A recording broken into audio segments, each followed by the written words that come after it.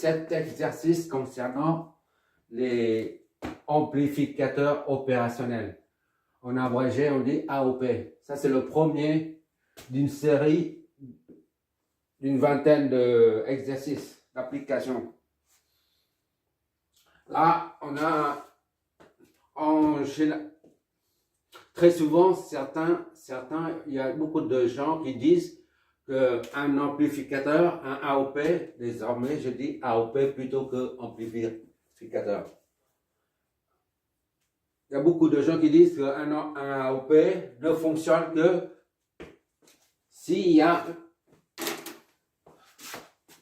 un boucle, un chemin de retour. Par exemple, ici,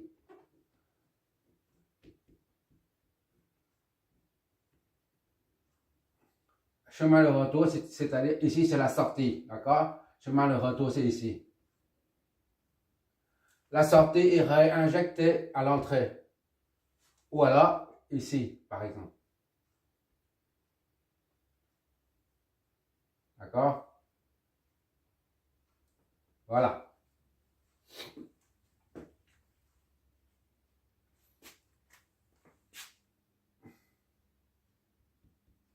Voilà, ça c'est un chemin de retour. Idem, ici c'est un chemin de retour. Certains disent que s'il n'y a pas de chemin de retour, un ampliop sera toujours, ne fonctionne pas correctement à cause du coefficient d'amplification A qui est très grand, ce qui crée une saturation à la sortie. D'accord? Et là, on va faire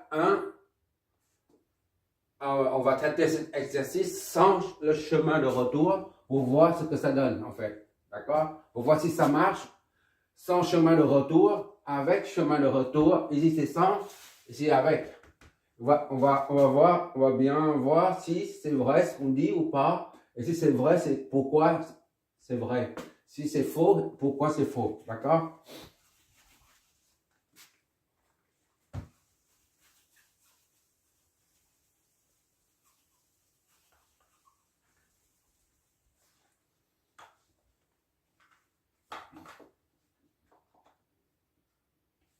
Et en plus, il y a quelques remarques à faire au préalable. En général, dans les circuits électroniques, on voit les amplificateurs, les AOP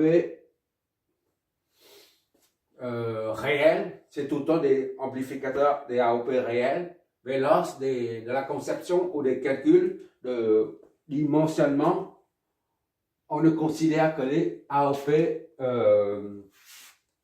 idéaux. D'accord? Sur un circuit électronique, on a de vrais AOP. Mais lors de la conception et du dimensionnement, on ne considère que les AOP idéaux. Mais là, pour le premier exercice, on va traiter un AOP réel. Réel, qu'est-ce que ça signifie? Pour pouvoir, il existe bien une impédance d'entrée à ce niveau-là. Une impédance de sortie à ce niveau-là. Et ainsi que le coefficient d'amplification qui n'est pas infini, qui est limité à 10 000, d'accord? On va bien voir que, en général, c'est pour un amplificateur AOP, pour un AOP idéal, l'impédance d'entrée est infinie et l'impédance de sortie est nulle. Et enfin, le coefficient d'amplification est maximal et infini. En l'occurrence, on a affaire à un AOP réel. D'accord? Donc, on a ces trois paramètres-là. Pour faire ça, on va redessiner le chemin.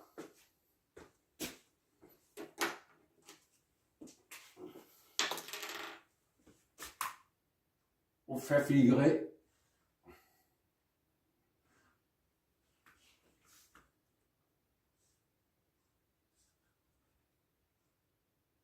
Voilà.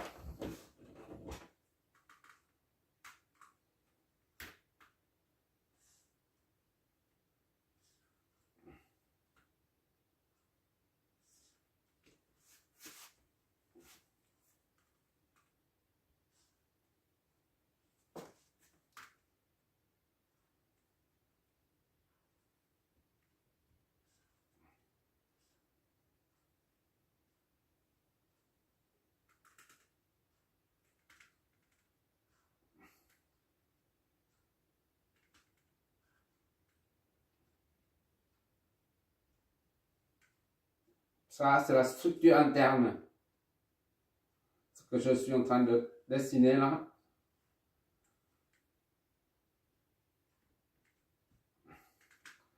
Je mets en évidence les impédances d'entrée et de sortie. Simplement.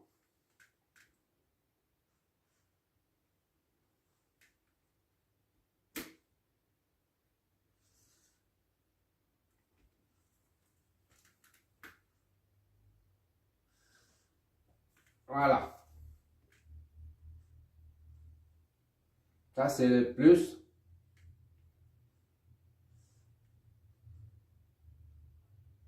Ah, c'est le moins. L'entrée plus, l'entrée moins. Ici, c'est plus. Ici, c'est moins. D'accord? Ça, c'est Z. On dit Z in. Et Z out. L'impédance d'entrée, 1 méohm, 1 mégaohm et impédance sortie. Et ça, c'est la source de tension. Voilà. Et ça représente RS. Ici, c'est RL. Ah, c'est le point commun, ou la masse. Là, c'est la sortie, VA. Voilà. Ça, je reproduis ici, simplement. Et je mets en évidence l'impédance d'entrée et l'impédance sortie. D'accord? Et ça, c'est la tension. V. On dit VTH, par exemple, où V est égal à A fois V plus moins V moins. Ici, c'est V plus. On appelle ça V plus, ici, c'est V moins. Puisque le plus se trouve en haut, on met V plus, le potentiel à ce niveau-là. Et le potentiel moins, V moins, c'est à ce niveau. Là, c'est ici. Là, c'est là. D'accord? Qu'est-ce qui reste? Les alimentations, on ne les met pas. D'accord? On n'étudie pas l'alimentation. On étudie, on cherche la valeur de la tension de sortie. Et à partir de là, premièrement, on a un schéma de circuit. Après, on met en évidence, on met les valeurs caractéristiques de l'AOP. D'accord? A, c'est 10 puissance 4. Ici, on remet. Et à partir de là, on fait un schéma de calcul.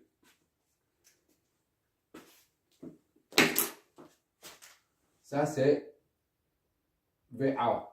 D'accord? Bon, maintenant, on va faire un schéma de calcul.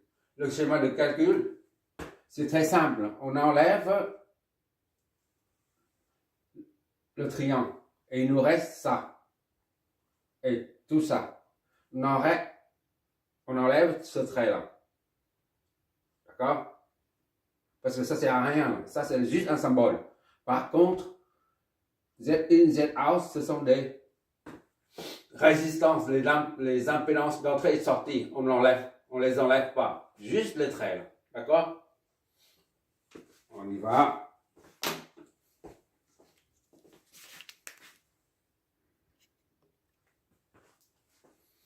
Alors, je viens d'enlever ces trois traits là pour ne garder que ce qui est à l'intérieur là, les composantes.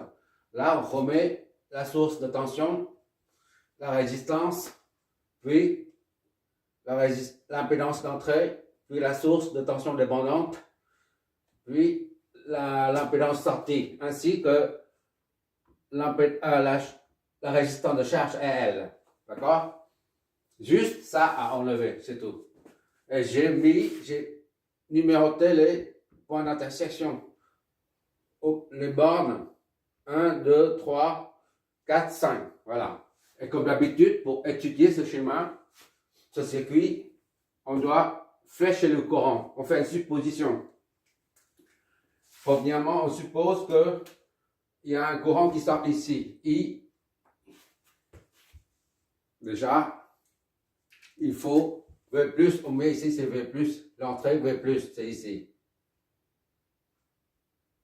D'accord? Ici, c'est V plus. Et V moins, c'est ici. C'est au niveau 3. V moins. D'accord? Et quoi d'autre?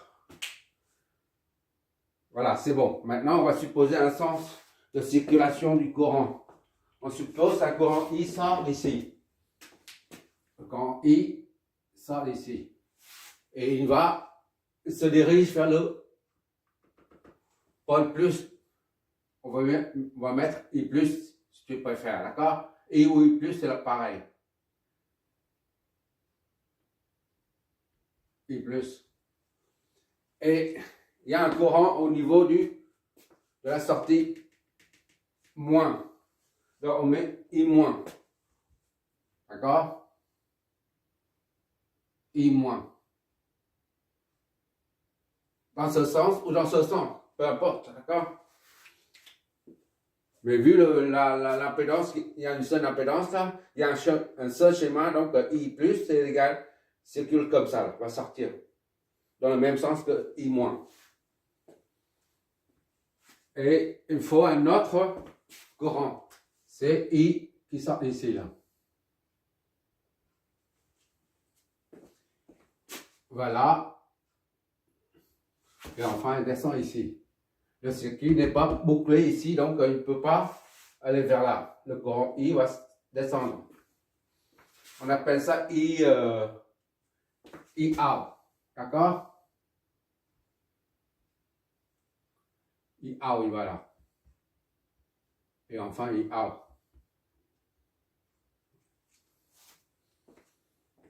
Et comme d'habitude, il faut flécher les tensions.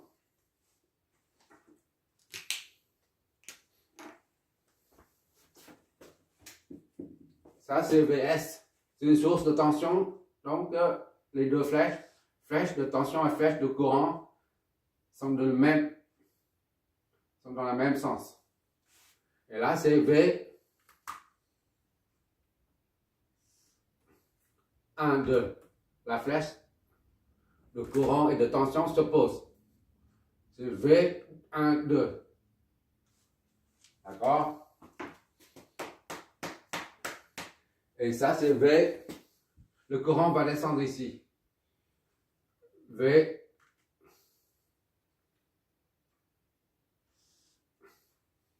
Les deux flèches s'opposent. V, 2, 1. 2, 3. 2, 3. Ici,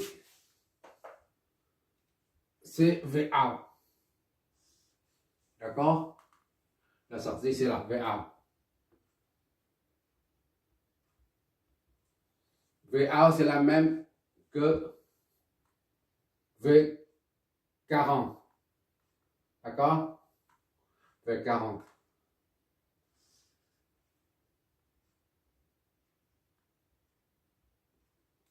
4, 0.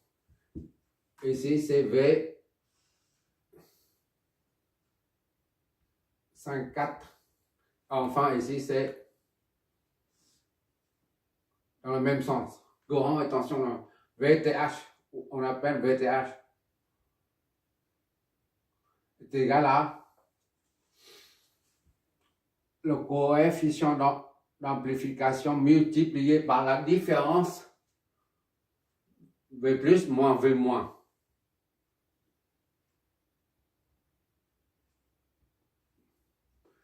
Ça explique le fait pourquoi qu'on appelle VTH. Explique pourquoi on utilise ce losange. Parce qu'on voit très souvent, moi en premier, je vois très souvent sur le schéma de calcul, on voit ce genre. Un amplificateur. La sortie, c'est comme ça. On voit très souvent.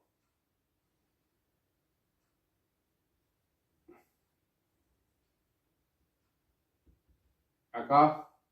Et ça, l'entrée. On voit très souvent ce symbole, indépendante. D'accord? On voit très souvent ça. Or, et on voit aussi ça, à côté, on voit V, A, fois V égale à A fois V plus moins V moins. Or, ça représente une source de tension indépendante. Or, on voit ici que ça dépend de la tension d'entrée V plus et V moins qu'on n'a pas encore appliqué. Si on applique V plus et V moins, ça va changer là. Donc, V dépend carrément de V plus et de V moins. On ne peut pas dessiner ça comme un rond, un cercle.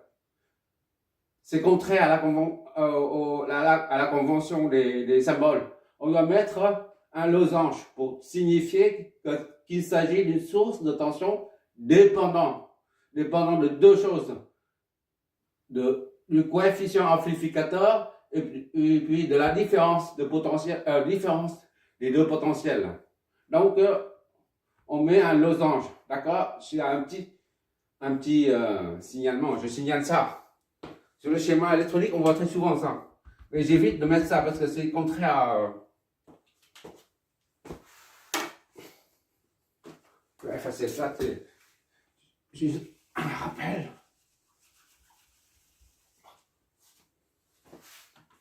Voilà, maintenant, il faut calculer tout ça. Et on déduit VA pour voir si VA sera saturé, comme on a dit tout à l'heure. Pour voir VA sera instable ou stable. D'accord?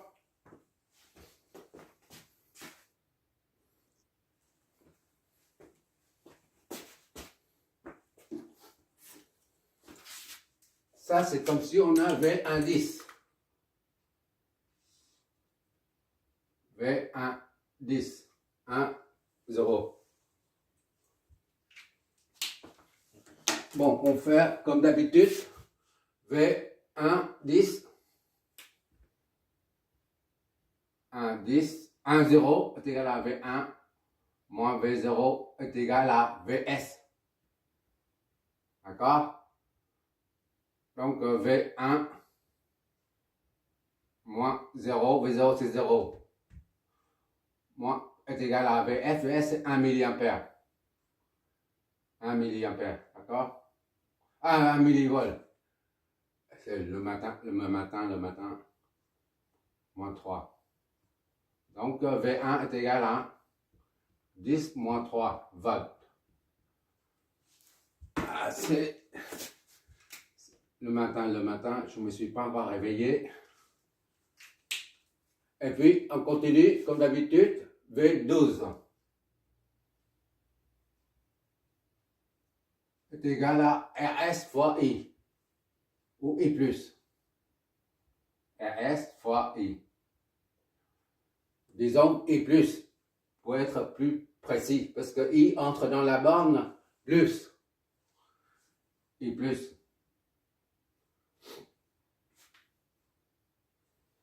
V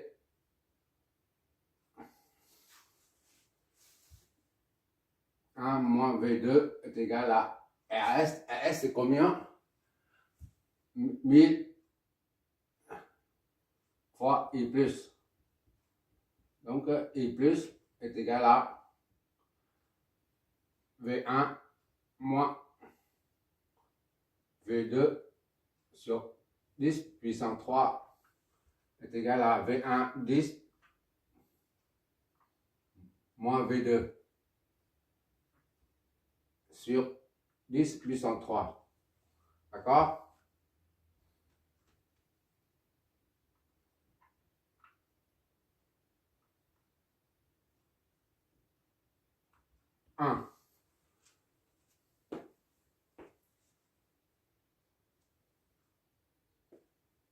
Maintenant, c'est V23.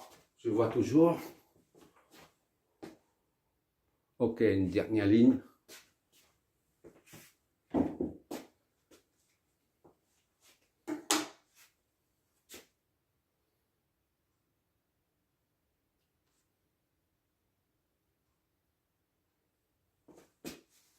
Moins 3.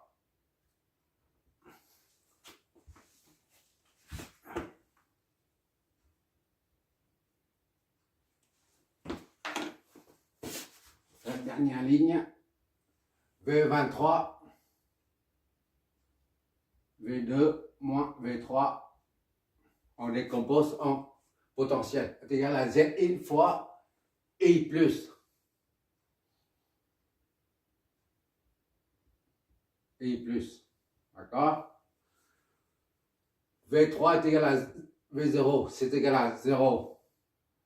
V2 moins V3, c'est 0. V3, c'est le même que V0. Z in, c'est 1 BO. 10 puissance 6 fois I plus. I plus est égal à I moins, là, ici. D'accord? Donc, I plus est égal à V2 sur 10 puissance 6. Deuxième équation. Voilà. Et maintenant,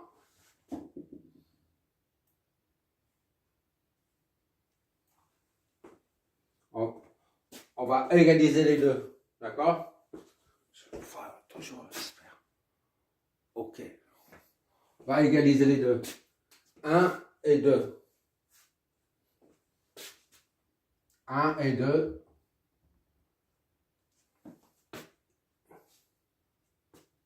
I plus est égal à I plus. D'accord? Donc c'est 10 moins 3 moins V2 sur 10 puissance 3 est égal à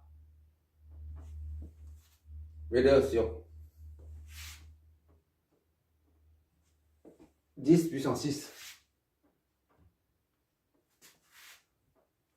Ça donne 10 moins 3 V2 sur ça moins V2 sur 10 puissance 6 est égal à 0. Voilà.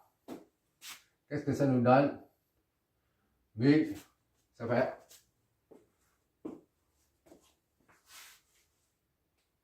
divisé par ça, ça donne 1000. 1000 fois moins V2 c'est égal à 0. Ça, 1000 fois ça, ça donne 1. Moins 1000 fois V2 moins V2 est égal à 0. V2 est égal à 1. V2 est égal à 1 sur